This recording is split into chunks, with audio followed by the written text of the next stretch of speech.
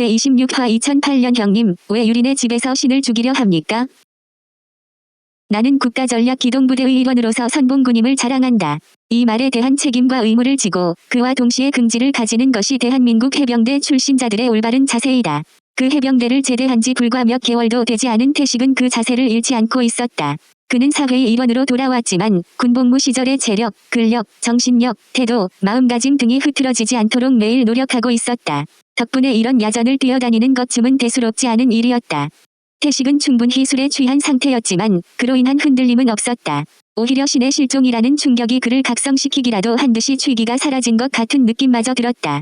시간이 흐를수록 태식의 움직임은 기민해졌고 판단력도 또렷해졌다. 잡초가 우거진 수로 근처를 달리면서도 사람이 떠내려간 흔적이 있는지를 꼼꼼히 살폈다. 태식은 충분히 빠른 속도로 수색을 하며 나아갔다. 그런 태식의 속도는 칭찬하고도 남음이 없었지만 정작 그가 놀란 건 그의 앞에서 달려가고 있는 사이토의 움직임이었다. 사이토는 발걸음이 빠르기도 했지만 군더더기가 없었다. 사이토가 걷는 길은 평지가 아니었고 작은 물줄기도 있었으며 진흙이 가로막는 경우가 많았다. 그러나 그는 체조 선수처럼 가볍게 그것들을 밟고 지나갔다. 마치 다음 발걸음 순서가 정해져 있는 것 마냥 물 흐르듯이 이동을 했다. 그 모습을 본 태식은 무서운 생각이 들었다. 사이토는 중상을 입었고 지혈을 했지만 임시 봉합을 한 것에 불과했다. 즉 언제 쓰러져도 이상할 것이 없는 상태였다. 그런 사이토가 귀신이라도 씌인 것처럼 왕성하게 수색 활동을 하는 것이 신기하다 못해 무서웠던 것이다. 제 아무리 귀신 잡는 해병인 태식이라도 이렇게 말도 안 되는 사람의 움직임을 보면 섬뜩해질 수밖에 없었다. 그래서인지 태식은 사이토에게 제대로 말을 걸 수가 없었다. 저렇게 무언가에 홀린 듯 움직이는 사람에게 할 수 있는 말이라고는 괜찮으세요가 전부였다. 그럴 때마다 사이토는 정중하게 괜찮네라고 답해주었다. 이렇게 두 사람의 동행은 계속 이어졌다. 구급차에서 내린 이후 한참을 내려왔지만 아스카는 물론 신의 흔적을 발견할 수 없었다. 특히 아스카가 떨어진 곳으로 추정되는 장소를 기점으로 수색을 했지만 그 어떤 사람의 흔적도 발견할 수 없었다. 태식은 이대로 수색을 하는 것이 옳은 일인지 의문이 들었다. 부족한 광량으로 시야 확보가 어렵다고는 하지만 단 하나의 흔적도 발견하지 못하는 건 이상했기 때문이다. 그래서 태식은 용기를 내어 사이토의 발걸음을 붙잡았다. 사이토 형님, 잠시만요. 태식은 빠른 걸음으로 이동 중이던 사이토를 불러 세웠다. 사이토가 설정한 범위를 반시간 남짓 수색한 상태였다. 현 위치를 밝혀주던 달빛이 밝지 않았던 탓도 있지만 사이토의 몸 상태가 악화된 것도 수색이 잘 되지 않는 이유일지 몰랐다. 사이토는 주기적으로 주머니에서 주사기를 꺼내 자신의 팔에 직접 진통제를 투약을 했다. 그 모습을 바라보는 태식은 그 행위가 위험하지 않을까라고 걱정했지만 걱정해봐야 바뀌는 건 없었다. 이제 와서 이미 벌어진 일을 수습할 방법도 없었기 때문이다. 그저 할 수 있는 말이라고는 무의미한 안부를 묻는 것이 전부였다. 지금까지와 같이 말이다. 형님, 정말 괜찮으세요? 주사를 너무 자주 맞으시면 위험한 거 아닐까요? 괜찮네. 응급처치에 대해 배워둔 적이 있네. 그렇지만 너무 자주 사용하시는 것 아닙니까? 진통제를 그렇게 맞으면 안 좋다고 하던데요. 이상하군. 우리 쪽에서는 환자의 고통을 덜어주기 위해 적극적으로 진통제를 사용하는 것을 권하는 편이네. 그렇습니까? 의학적 지식은 형님이 저보다야 더 잘 아시겠지만 아무래도 걱정이 되는 건 사실입니다. 혹시나 잘못되시면 제가 걱정 말게 내가 알아서 하겠네. 그것보다 왜 불러 세웠나? 아 그게 말입니다. 아무래도 이런 식으로는 수색이 어려울 것 같습니다. 이미 30분이나 지났습니다. 확실히 그 말은 맞네. 아가씨가 떨어뜨린 폰의 위치를 참작했을 때 이때 즈음이면 어떤 흔적이라도 발견되어야 했는데 말일세. 아무래도 수색 방향을 잘못 잡은 것 같네. 네, 그것도 맞지만 저희 둘만으로 너무 많은 시간이 걸릴 것 같습니다. 다른 사람들을 부르는 것이 좋지 않겠습니까? 그 부분은 형님께 죄송합니다만 실은 아스카도 걱정되지만 저는 신도 무척 걱정이 됩니다. 아, 누가 더 중요하다 그런 것이 아니라 일단 신이 실종된 지가 더 오래되었으니까요.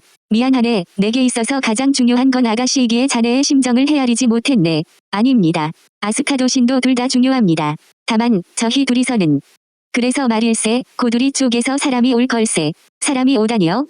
혹시 아까 통화하셨던 것이 지원 요청이셨나요? 그런 셈이네. 아, 역시 그런 것이었군요. 전 일본어를 못 알아듣는 데다가 형님께서 무척 심각한 표정이시라 걱정했었습니다. 걱정해주어서 고마웠네. 아, 아닙니다. 그런데 그 분들이 여기 위치를 알 수 있을까요? 아가씨가 폰을 떨어뜨리는 순간부터 우리 쪽에서 움직이고 있었을 걸세. 또한 내 위치가 지속적으로 보고되고 있으니 정확히 찾아올 걸세. 아 그렇군요. 다들 아스카를 감시하고 계셨군요. 보호하고 있는 걸세. 죄송합니다. 제 표현이 조금 그랬습니다. 신경 쓰지 말게. 아무튼 곧 도착하면 아가씨도 신군도. 아, 형님, 저기 말씀하신 사람들이 왔나 봅니다.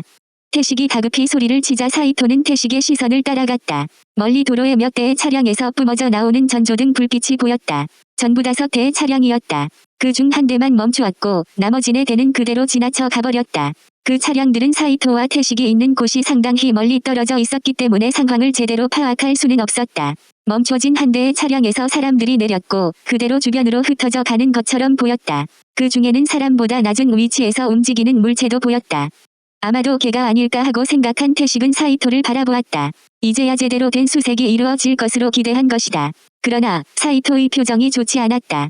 어떤 승부에서 갑자기 외통수를 맞은 것 같은 안색을 하고 있는 것으로 태식은 느꼈다. 특히 사이토가 어금니를 깨물며 어깨를 부들거리는 모습은 태식을 긴장하게 만들었다. 태식은 자기도 모르게 침을 삼켰다. 본능적으로 일이 이상하게 흘러가고 있다는 걸 깨달은 것이다. 그러나 이것은 자신의 착각일 수 있었다. 그렇게 믿으며 태식은 사이토의 눈치를 살피며 질문했다.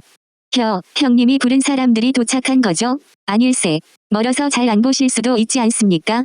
우리 쪽에서 보낸 건 차가 아니라 헬기일세. 아, 그렇습니까? 그렇다면 저 사람들은 구조대원들인가 봅니다. 아니네. 그것도 아니면 동네 주민들이 저희를 도우러. 태식군, 잘 듣게. 지금부터 자네는 다른 학생들과 연락해서 원래 있던 장소에 돌아가 있게. 형님, 갑자기 그게 무슨 소리십니까?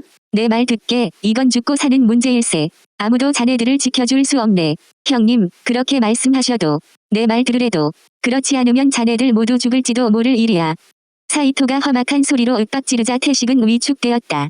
그러면서도 태식은 사이토가 미친 것이 아닌가라는 합리적인 의심을 해보았다. 사이토가 말하는 우리 쪽이 어느 집단을 말하는지 몰라도 헬기를 띄운다는 것 자체가 말이 안 된다고 여겼던 것이다.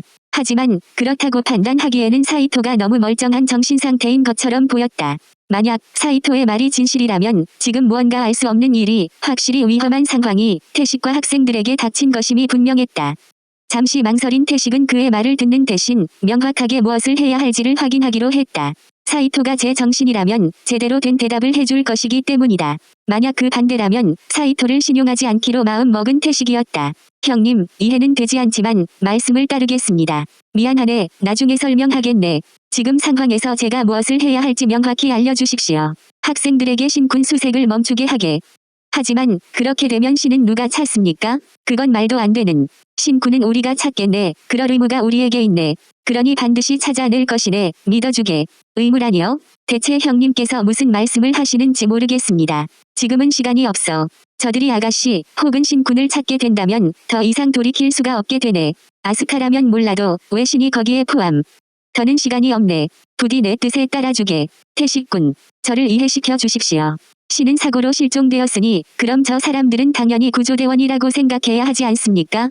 사이토는 태식을 바라보며 곤란한 표정을 지었다. 태식의 입장에서는 당연한 반응이었다.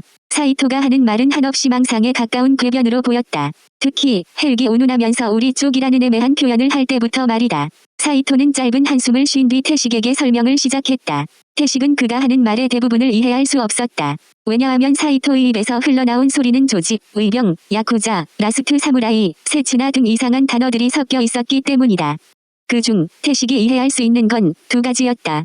유리의 집안이 아스카를 제거하고 싶어 한다는 것과 신이 단순한 고아가 아니라는 사실이다. 사이토는 신을 두고 만들어진 사람이라는 표현을 썼는데 그건 출생을 의미하는 것이라 태식은 해석했다. 사이토의 이야기를 듣다 보니 태식은 혼란스러웠다.